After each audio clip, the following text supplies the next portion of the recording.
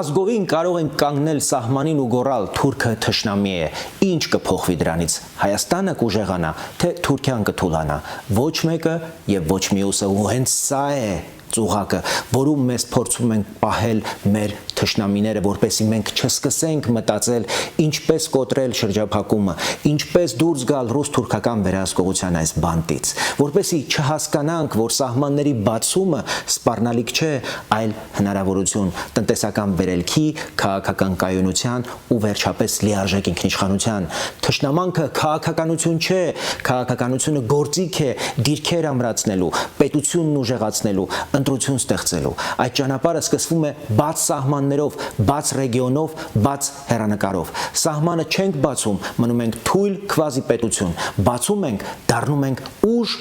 եւ պետություն։